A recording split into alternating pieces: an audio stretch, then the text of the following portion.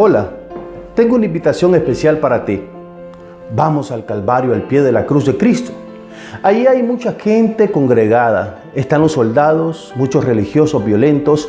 Está la madre y el discípulo amado del Señor. Está también la multitud de curiosos que observan al crucificado. La escena es muy hermosa para contemplarla solo, pero más que ver, te invito a escuchar lo que Jesús dijo mientras permanecía clavado en esa cruz. Sus palabras podrán darte la esperanza de la salvación y de la vida eterna. Nunca se predicó el Evangelio en todo su esplendor como en aquellas 6 horas en que Cristo permaneció en esa cruz. La cruz del Señor es el púlpito más elocuente de toda la historia humana. Lo primero que Jesús hizo cuando lo crucificaron fue mirar todo el mundo de su alrededor y exclamó una suprema oración. La primera de las 7 frases que Jesús dijo fue la siguiente: Padre, perdónalos porque no saben lo que hacen. El evangelista escribió entonces.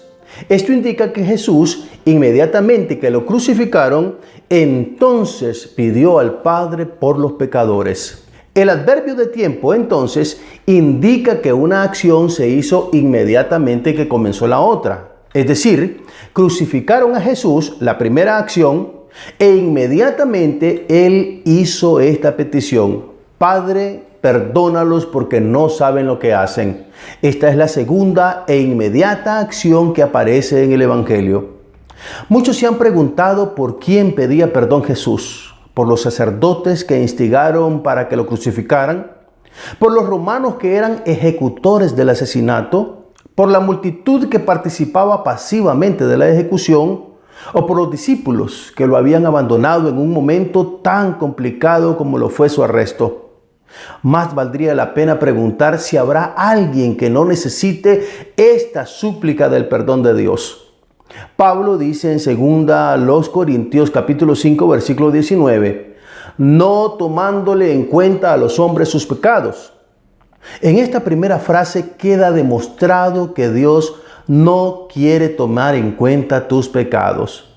Él desea tu arrepentimiento. Él te quiere perdonar. Dios quiere borrar tus pecados. No quiere recordar ninguno, porque el perdón es precisamente eso: borrar la causa del mal. El que perdona no se detiene a hacer una larga lista de ofensas a perdonar. Simplemente perdona. Algo muy importante en esta primera frase es que Jesús apeló al Padre. Padre, perdónalos. Cristo apeló al Padre porque solo un Padre perdona por amor.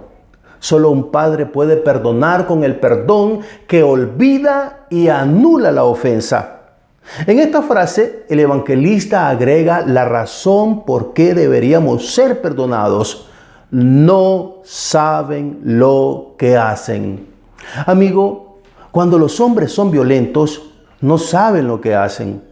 Cuando el marido deja a su esposa y a sus hijos por una aventura adúltera y efímera, realmente no sabe lo que hace. Cuando los hijos se rebelan contra los padres, no saben lo que hacen. Cuando las multitudes claman por justicia social pero atropellan los derechos del resto, no saben lo que hacen. Realmente la ceguera es el pecado del ser humano, la ceguera espiritual. La segunda frase que encontramos es: de cierto te digo que hoy estarás conmigo en el paraíso. Esta frase de Jesús es intensa porque nos muestra el mundo en pequeño en la actitud de las 3 personas que estaban crucificadas. Número 1, la actitud del que niega. Si tú eres el Cristo, sálvate a ti mismo. Uno de los hombres que estaba crucificado a la par del Señor fue terco hasta su último momento. Es posible que usted también lo sea y se esté negando a sí mismo la oportunidad de recibir el perdón de Dios. Aquel hombre que con incredulidad habló a Jesús pudo haberse salvado con solo cambiar su expresión. Un simple acento y una coma, ¿qué diferencia habrían hecho? Sí, tú eres el Cristo. Una expresión que demuestra certidumbre de fe, pero tal como está en el Evangelio, si tú eres el Cristo, es una expresión de duda y de condenación. Número 2, la actitud del que busca. Señor, acuérdate de mí cuando vengas en tu reino. El Evangelio está escrito para destacar la grandeza de Cristo y no la de los hombres. Pero no disminuyamos este hecho. Aquel hombre al cual Jesús dirigió estas palabras, hoy estarás conmigo, fue un ladrón. El poder y la generosidad de Jesús para perdonar pecados fueron entregados a un hombre indigno de ese perdón, pero por pecador también indigno de recibir ese mismo perdón. Y recibió el perdón porque este hombre expresa claramente lo que Dios espera de los hombres, de todos nosotros, arrepentimiento según Hechos 17:30. Busque al Señor y arrepiéntase de sus pecados. Si lo hace sinceramente, sin importar la condición en la que usted se encuentre o lo que haya hecho, Dios lo perdonará. Número 3, encontramos la actitud de aquel que siempre acepta, acoge, da. De cierto te digo que hoy estarás conmigo en el paraíso. Aquel hombre pidió solamente un recuerdo, acuérdate de mí. Pero Cristo le aseguró descanso para ese mismo día.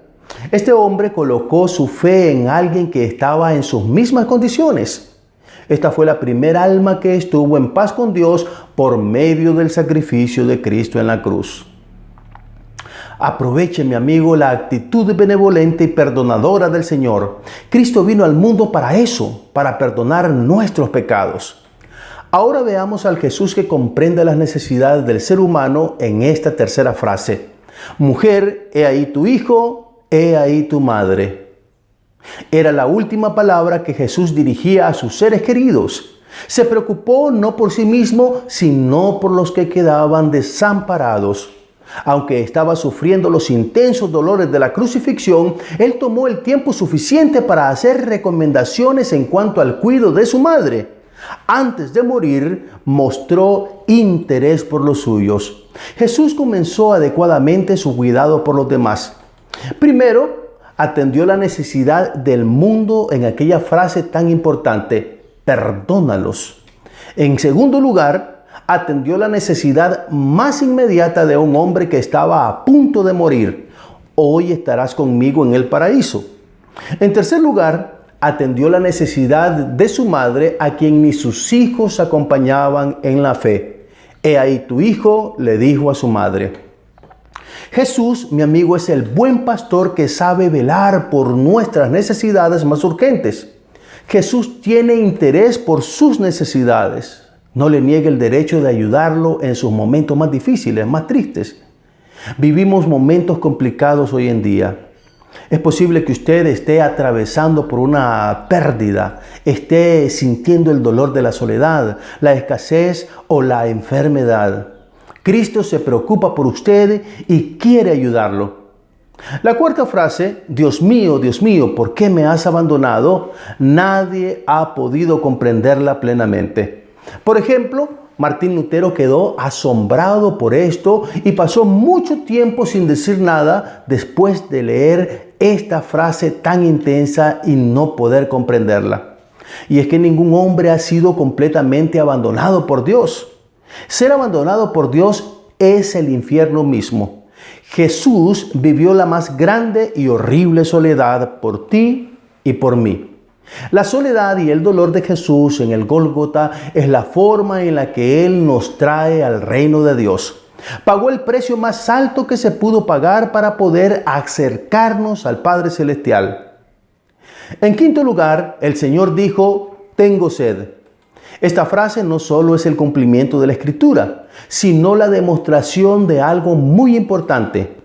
Cristo fue completamente humano, sintió igual que nosotros y por lo tanto puede comprendernos plenamente. Jesús no es un Dios alejado, escondido en la infinidad de los cielos.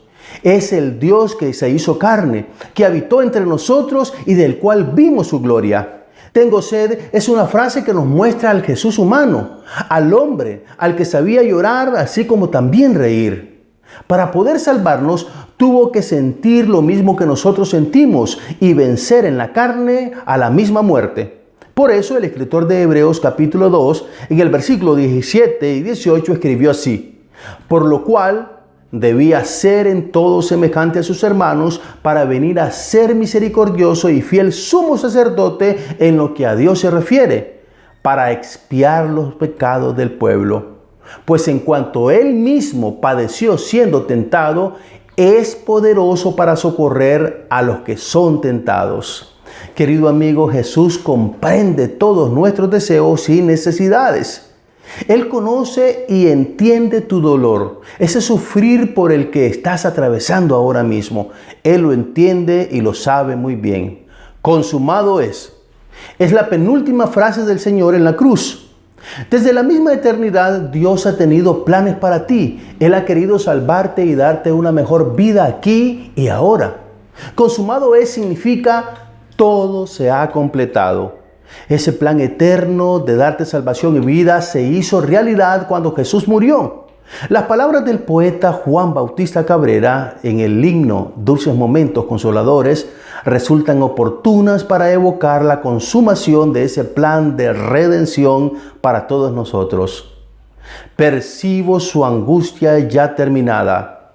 Hecha la ofrenda de expiación, su noble frente mustia inclinada y consumada mi redención. Y la séptima frase, Padre, en tus manos encomiendo mi espíritu, fue un grito desgarrador que aún 20 siglos después podemos escuchar. Aquella voz del Salvador resonó por todo el Golgota y su espíritu cruzó por las colinas de Jerusalén, atravesó los muros de la ciudad, entró al templo y rasgó en dos el velo que separaba el lugar santo del lugar santísimo. Al lugar santísimo solo entraba una vez al año en el día de la gran fiesta, el día del perdón, el día de Yom Kippur, entraba solamente el sumo sacerdote. Pero ahora el acceso al lugar santísimo, la morada de Dios, ha quedado completamente despejado para todo aquel que quiera entrar y reconciliarse con Dios. El paso glorioso del Espíritu victorioso de Jesús destruyó todas las barreras entre el hombre y su Creador. Concluida la obra, solo le quedaba descansar de ella.